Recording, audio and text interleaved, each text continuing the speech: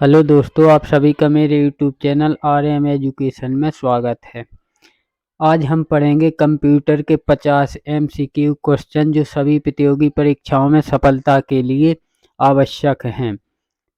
तो आप इस वीडियो को ज़रूर देखें और अगर किसी भी विषय पे आपको वीडियो चाहिए तो मुझे कमेंट्स करें और ऐसे ही वीडियो पाने के लिए मेरे चैनल को सब्सक्राइब करें। मेरे YouTube चैनल RM एजुकेशन को सब्सक्राइब करें मेरे सभी वीडियो पाने के लिए। चलिए धन्यवाद। स्टार्ट करते हैं। आज हम देखेंगे कंप्यूटर के 50 वेरी मोस्ट MCQ क्वेश्चन। तो चलिए स्टार्ट करते हैं। प्रश्न नंबर पहला, अंतर्राष्ट्रीय दूरसंचार संघ ITU की स्थापना कब हुई थी? तो अंतर्राष्ट्रीय दूरसंचार संघ ITU की स्थापना सन 1934 में हुई थी। सन 1934 में। चलिए प्रश्न नंबर 2, विश्व में दूरसंचार से संबंधित सार्वजनिक संदेश भेजने का सर्वप्रथम मामला किस वर्ष प्रकाश में आया था? विश्व में दूरसंचार से संबंधित सार्वजनिक संदेश भेजने का सर्वप्रथम मामला सन 1844 में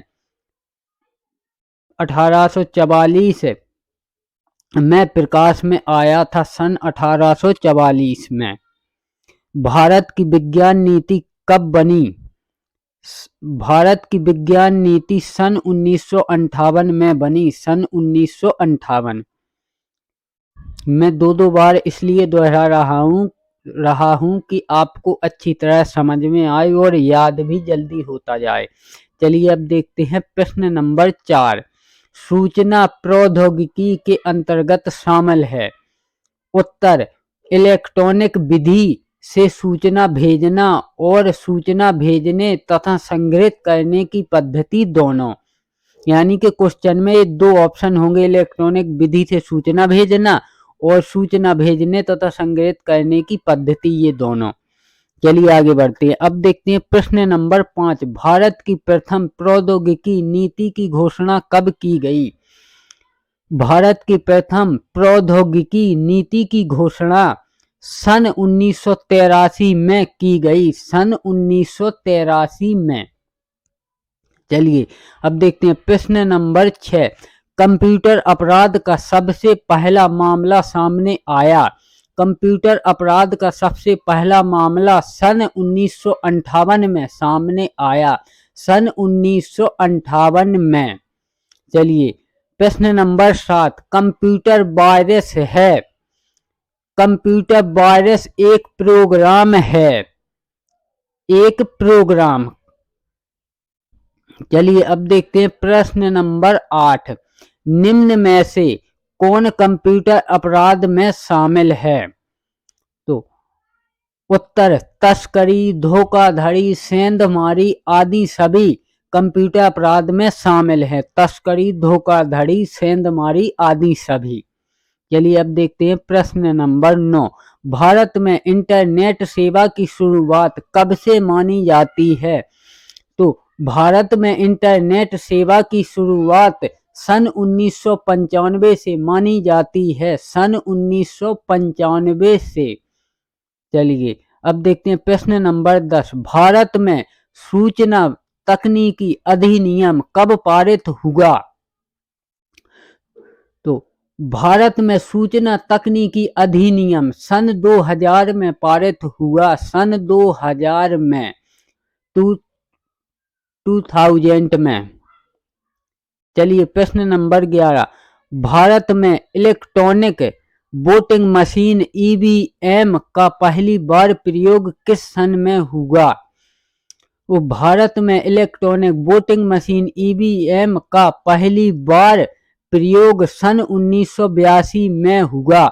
सन 1982 में। चलिए प्रश्न नंबर 12, कबूतरों द्वारा सूचना भेजना प्राचीन क्या है? तो कबूतरों द्वारा सूचना भेजना प्राचीन काल में प्राचीन संचार तकनीक है। प्राचीन संचार तकनीक। चलिए अब देखते हैं प्रश्न नंबर 13, निम्नलिखित में से कौन से उपकरण बेतार संचार प्रणाली के अंतर्गत माने जाते हैं? बेतार मतलब कि जिसमें कोई तार कनेक्ट ना हो, जैसे कि उदाहरण के तौर पे हमारे मोबाइल से डायरेक्ट तार कनेक्ट नहीं होते हैं, उन्हें बोलते हैं बेतार संचार प्रणाली के अंतर्गत माने जा सकते हैं। चलिए, तो उत्तर रेडियो, टेलीविजन, मोबाइल, उपरोक्त सभी, यह बेतार उपकरण हैं। बेतार उपकरण संचार के साधन हैं। रेडियो, टेलीविजन, मोबाइल, उपरोक्त सभी। चलिए आगे बढ़ते हैं। प्रश्न नंबर 14, संचार प्रौद्योगिकी के विकास में सहायक अत्याधुनिक प्रणालियों के अंतर्गत शामिल है। तो संचार प्रौद्योगिकी के विकास में सहायक अत्याधुनिक प्रणालियों के अंतर्गत कंप्यूटर शामिल है। कंप्यूटर। चलिए अब देखते हैं प्रश्न नंबर 15, वर्तमान में किस बेतार संचार उपकरण का प्रयोग सर्वाधिक किया जा सकता है? यानी कि बिना तार वाले कौन से उपकरण का प्रयोग सर्वाधिक किया जाता है? तो वर्तमान में मोबाइल बेतार संचार उपकरण का प्रयोग सर्वाधिक किया जा सकता है। मोबाइल का, सॉरी यहाँ थोड़ी मिस प्रिंटिंग हो गई है, तो इसको आप लोग ठीक कर लेना। यहाँ सर्वाधिक प्रयोग सर्वाधिक किया जा सकता है, यहाँ पर आप सकता कर लेना किया। चलिए आगे बढ़ते हैं। अब देखते हैं प्रश्न नंबर 16, निम्न में से किसके द्वारा संदेशों को टेलीफोन लाइन द्वारा प्रेषित किया जाता है? तो टेलीफोन, टेलेक्स, फैक्स, उपरोक्त सभी द्वारा संदेशों को टेलीफोन लाइन द्वारा प्रेषित किया जाता है। टेलीफोन, टेलेक्स, फैक्स, उपरोक्त सभी। चलिए आगे देखते हैं। प्रश्न नंबर 17, आधुनिक संचार प्रणाली की उपयोगिता है। उत्तर कंपनी प्रबंधन में, सरकारी प्रशासन में, विपणन व बैंकिंग में, उपरोक्त सभी में। यानी कि जो अपनी आधुनिक संचार प्रणाली की उपयोगिता है वह कंपनी के प्रबंधन में भी, कि किस वर्कर को कितने पैसे देने हैं, उसने कितने दिन काम किया, सरकारी प्रशासन में और विपणन व बैंकिंग में, उपरोक्त सभी में।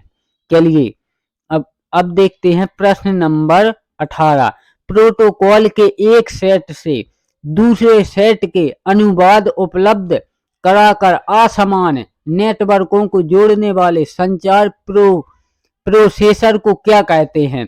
यहाँ प्रोफेसर हो गया है, इसको आप सुधार लेना, प्रोसेसर। थोड़ी बहुत टाइपिंग में मिसप्रिंट हो जाती है, उसके लिए मैं माफ़ी चाहता हूँ। यहाँ पर प्रोसेसर कर लेना। जोड़ने वाले प्रोसेसर को क्या कहते हैं? तो वह कहलाता है रूटर। प्रोटोकॉल के एक सेट से दूसरे सेट के अनुवाद उपलब्ध कराकर असमान नेटवर्कों को जोड़ने वाले संचार प्रोसेसर को रूटर कहते हैं, रूटर। चलिए अब देखते हैं प्रश्न नंबर 19, निम्नलिखित कंप्यूटर की सुरक्षा से पैसिव थ्रेट है। सेबोटेज। कंप्यूटर की सुरक्षा से पैसिव थ्रेट है सेबोटेज। चलिए अब देखते हैं प्रश्न नंबर 20, वायरलेस मोबाइल डिवाइसेस को इंटरनेट और वेब तथा ईमेल जैसी सेवाओं को एक्सेस करने देता है। तो वह है WAP wireless application protocol. WAP wireless application protocol, इसका आप फुल फॉर्म भी याद रखना। यह भी प्रश्न में आ जाता है कि WAP का फुल फॉर्म क्या है। तो WAP का फुल फॉर्म है वायरलेस एप्लीकेशन प्रोटोकॉल। चलिए आगे बढ़ते हैं। अब देखते हैं प्रश्न नंबर 21, सामान्य प्रयोजन वाली प्रोग्रामिंग की भाषा कौन सी है जिसे सन माइक्रोसिस्टम ने डिजाइन किया है और जो वेब पर प्रयोग करने के लिए उपयुक्त है? उपयुक्त है, तो वह है जावा लैंग्वेज। Java language. चलिए अब देखते हैं प्रश्न number 22। Network dot dot dot network प्रयोगकर्ताओं को ऐसे सॉफ्टवेयर की एक ही प्रति को शेयर करने की अनुमति देता है जो नेटवर्क के सर्वर पर रहती है। तो इसका आंसर है, उत्तर है एक प्रयोक्ता लाइसेंस करार। एक प्रयोक्ता लाइसेंस करार नेटवर्क प्रयोगकर्ताओं को ऐसे सॉफ्टवेयर की एक ही प्रति को शेयर करने की अनुमति देता है जो नेटवर्क के सर्वर पर रहती है। तो इसका उत्तर है एक प्रयोक्ता लाइसेंस करार। चलिए अब देखते हैं प्रश्न नंबर 23। प्रश्न 23, डेटाबेस विकसित करते समय एकत्र की गई सारी जानकारी कहाँ स्टोर की जाती है? तो इसका उत्तर है cash, computer aided software engineering. इसका आंसर है कैश। कैश में अपनी डेटाबेस विकसित करते समय एकत्र की गई सारी जानकारी cash computer aided software engineering में स्टोर की जाती है। कभी और हो सकता है कि प्रश्न में ये भी आ जाए कि कैश का फुल फॉर्म, तो कैश का फुल फॉर्म भी आपको याद रखना है, कंप्यूटर एडेड सॉफ्टवेयर इंजीनियरिंग। चलिए आगे बढ़ते हैं। अब देखते हैं प्रश्न 24, पॉलीमॉर्फिक वायरस क्या है? उत्तर, जब जब यह खुद को किसी दूसरे प्रोग्राम या फाइल से अटैच करता है तब तब अपने प्रोग्राम कोड को बदल लेता है, तो इसे ही पॉलीमॉर्फिक वायरस कहते हैं। चलिए, यानी कि अपने प्रोग्राम को कोड में बदल लेता है तो उसे पॉलीमॉर्फिक वायरस कहते हैं। चलिए अब देखते हैं प्रश्न नंबर 25, भारत का वर्तमान में टेलीफोन घनत्व कितना है? यानी कि भारत में कितने घनत्व में लोग टेलीफोन यूज करते हैं? तो इसका घनत्व है 23.21%। 23.21%। चलिए अब देखते हैं प्रश्न नंबर 26, निम्न में से किसके द्वारा संदेशों को रेडियो तरंगों अथवा विद्युत चुंबकीय तरंगों के रूप में भेजा जाता है? तो यह है रेडियो टेलीविजन दोनों, इनको रेडियो तरंगों अथवा विद्युत चुंबकीय तरंगों के रूप में भेजा जाता है। चलिए रेडियो टेलीविजन दोनों से। प्रश्न नंबर 27, भारत में नवंबर 2007 की स्थिति में टेलीफोन ग्राहकों की संख्या कितनी हो गई थी? तो भारत में नवंबर 2007 की स्थिति में टेलीफोन ग्राहकों की संख्या लगभग 26 करोड़ 48 लाख हो गई थी। 26 करोड़ 48 लाख। नवंबर 2022 में भारत में इतने लोग टेलीफोन ग्राहक बन चुके थे, 26 करोड़ 48 लाख। चलिए अब देखते हैं प्रश्न नंबर 28, विदेश संचार निगम लिमिटेड बीएसएनएल की स्थापना कब की गई थी? उत्तर, विदेश संचार निगम लिमिटेड बीएसएनएल की स्थापना 1 अप्रैल 1986 को की गई थी। 1 अप्रैल 1986 को। चलिए अब देखते हैं प्रश्न number 29, lost mobile tracking system क्या है? लॉस्ट का मतलब खोया हुआ। लॉस्ट मोबाइल ट्रैकिंग सिस्टम क्या है? चलिए अब इसका उत्तर देखते हैं। चोरी हुए मोबाइल का पता लगाने की एक प्रणाली है या लॉस्ट मोबाइल ट्रैकिंग सिस्टम, चोरी हुए मोबाइल का पता लगाने की प्रणाली। चलिए अब देखते हैं प्रश्न नंबर 30, हैकिंग एक गंभीर समस्या है, किसकी? तो उत्तर है कंप्यूटर की। हैकिंग एक गंभीर समस्या है तो किसकी? कंप्यूटर की। चलिए आगे बढ़ते हैं। अब देखते हैं प्रश्न नंबर 31, अनाधिकृत रूप से कंप्यूटर नेटवर्क से आंकड़े चुराना या हेराफेरी करना आदि प्रक्रिया कहलाती है। तो इसका उत्तर है हैकिंग। हैकिंग के द्वारा हैकर्स नेटवर्क से आंकड़े चुराना या हेरा फेरी करना आदि प्रक्रिया हैकिंग कहलाती है। चलिए अब देखते हैं प्रश्न नंबर 32। हैकिंग एक प्रकार की चोरी है जो जो की जाती है कंप्यूटर नेटवर्किंग के द्वारा। कंप्यूटर नेटवर्किंग के द्वारा हैकिंग एक प्रकार की चोरी है जो की जाती है कंप्यूटर नेटवर्किंग के द्वारा। यह उत्तर है कंप्यूटर नेटवर्किंग के द्वारा। चलिए अब देखते हैं प्रश्न नंबर 33। निम्नलिखित में से कौन सी अच्छी वेब सुरक्षा रणनीति नहीं है? चलिए अब उत्तर देखते हैं। वेब सर्वर का एक्सेस सीमित रखें, कम से कम पोर्ट खुले रखें। यह वेब सर्वर सुरक्षा की अच्छी रणनीति नहीं है। चलिए वेब सर्वर का एक्सेस सीमित रखें, कम से कम पोर्ट खुले रखें। चलिए अब देखते हैं प्रश्न नंबर 34। प्रश्न नंबर 34 ... का प्रयोग वेबसाइट पर लौटने वाले प्रयोक्ता की पहचान करने के लिए होता है। तो उत्तर है कुकीज। कुकीज का प्रयोग वेबसाइट पर लौटने वाले प्रयोक्ता की पहचान करने के लिए होता है कुकीज। चलिए अब देखते हैं प्रश्न नंबर 35। निम्नलिखित सभी नेटवर्कों के बुनियादी सिद्धांत हैं सिवाय। यानी कि जो नेटवर्कों के बुनियादी सिद्धांत हैं सिवाय मतलब इसको छोड़कर। उत्तर: प्रत्येक कंप्यूटर में ऐसा सॉफ्टवेयर होना चाहिए जो सूचना के मूवमेंट को सपोर्ट करता हो। प्रत्येक कंप्यूटर में ऐसा सॉफ्टवेयर होना चाहिए जो सूचना के मूवमेंट को सपोर्ट करता हो। चलिए आगे बढ़ते हैं। अब देखते हैं प्रश्न नंबर 36। जो प्रोग्राम आपके सर्च अनुरोध को एक साथ कई सर्च इंजनों को भेज देता है उन प्रोग्रामों को ... कहते हैं। तो उन्हें कहते हैं वेब कॉलर्स। चलिए अब देखते हैं प्रश्न नंबर 37।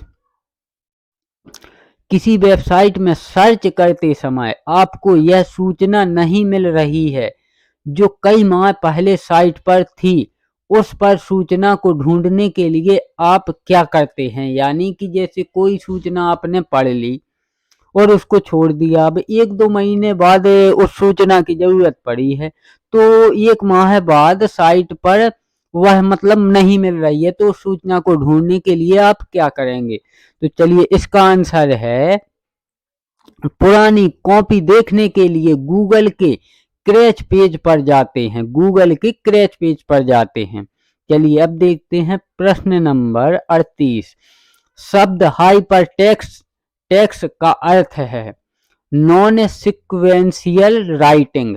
शब्द हाइपरटेक्स्ट का अर्थ है, इसको आप वेरी मोस्ट लगा लेना, ये क्वेश्चन काफी बार आ चुका है। शब्द हाइपरटेक्स्ट का अर्थ है नॉन सीक्वेंशियल राइटिंग। चलिए अब देखते हैं प्रश्न नंबर 39। कंप्यूटर साक्षरता दिवस कब मनाया जाता है? और इसको भी आप वेरी मोस्ट लगा लेना, ये क्वेश्चन भी बहुत बार आ चुका है। कंप्यूटर साक्षरता दिवस कब मनाया जाता है? तो कंप्यूटर साक्षरता दिवस 2 दिसंबर को मनाया जाता है। कंप्यूटर साक्षरता दिवस 2 दिसंबर को मनाया जाता है, 2 दिसंबर। चलिए अब देखते हैं प्रश्न नंबर 40। कंप्यूटर अशुद्धि को कहते हैं। जैसे हम कुछ लिख रहे हैं और कंप्यूटर में अशुद्धि आ जाए तो उसे क्या कहते हैं? तो कंप्यूटर अशुद्धि को बग कहते हैं, बग। चलिए बग। प्रश्न नंबर 41। व्यापारी भाषा के रूप में जाना जाता है, यानी कि जो व्यापारी भाषा है के रूप में जाना जाता है तो वह है कोबोल या कोबोल को। व्यापारी भाषा के रूप में जाना जाता है कोबोल को। एक कोबोल भाषा है कंप्यूटर में, उसी को कोबोल को। कोबेल भी आती है, कोबोल भी आती है। चलिए थोड़ी बहुत मिसप्रिंटिंग भी हो जाती है, चलिए उसके लिए माफी चाहता हूँ। चलिए अब देखते हैं प्रश्न नंबर 42। वायस WAIS किसका संक्षिप्त रूप है? ये आ गया ना, अपन को इसका फुल फॉर्म बताना है। तो चलिए WAIS का विस्तृत रूप जानते हैं। उत्तर watt ampere in science, watt ampere in science, ये WAIS का फुल फॉर्म है, वॉट एम्पियर इन साइंस। चलिए अब देखते हैं प्रश्न नंबर 43। T3A क्या है? तो T3A विश्व का सबसे तीव्रतम कंप्यूटर है। जो T3A है ये विश्व का सबसे तीव्रतम कंप्यूटर है, मतलब कि ये बहुत जल्दी का विश्व में इससे तेज कार्य करने वाला कोई कंप्यूटर नहीं है, T3A। चलिए अब देखते हैं प्रश्न नंबर 44। एक किलोबाइट में कितने बाइट होते हैं? ये मेमोरी के बारे में क्वेश्चन है, ये भी आ सकता है, इसको भी आप वेरी मोस्ट लगा लें, ये क्वेश्चन भी काफी बार आता है, इसको भी आप वेरी मोस्ट लगा लें। एक किलोबाइट में कितने बाइट होते हैं? तो उत्तर 1 किलोबाइट में 1024 बाइट होते हैं, यानी कि जो अपनी 1 किलोबाइट है उसमें 1024 बाइट होते हैं। चलिए अब देखते हैं प्रश्न नंबर 45। 1024 किलोबाइट किसके बराबर होता है? यहाँ पर 1 किलोबाइट में कितने बाइट पूछे थे, तो 1024 बाइट होते हैं। अब 1024 किलोबाइट किसके बराबर होता है? तो 1024 बाइट 1 मेगाबाइट के बराबर होता है। 1 मेगाबाइट के मतलब है कि 1024 किलोबाइट यानी 1024 केबी भी अपन उसको बोलते हैं, तो 1024 केबी 1 MB के बराबर होता है। चलिए अब देखते हैं प्रश्न नंबर 46। भौतिक रूप से मेमोरी कितनी तरह की होती हैं?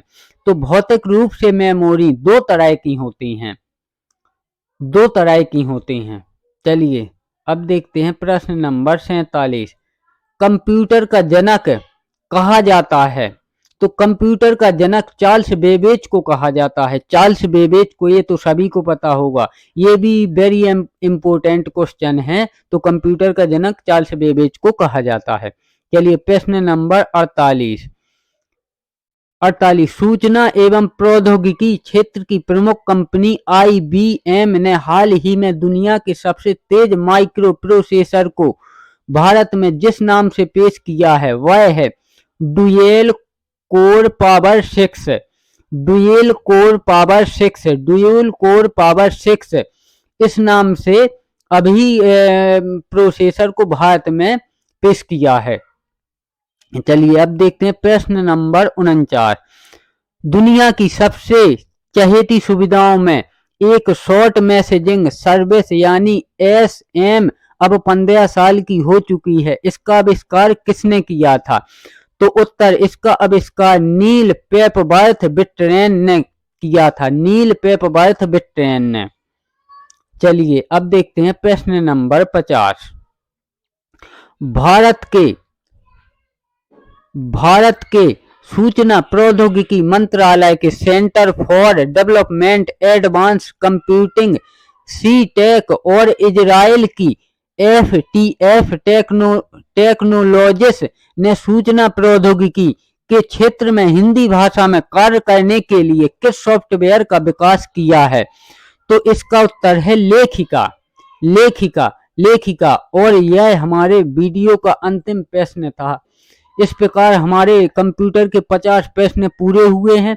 अगर वीडियो पसंद आया हो तो वीडियो को लाइक करें, कमेंट्स करें और चैनल को सब्सक्राइब करें ताकि हमारे हर वीडियो का नोटिफिकेशन आप तक पहुंच सके।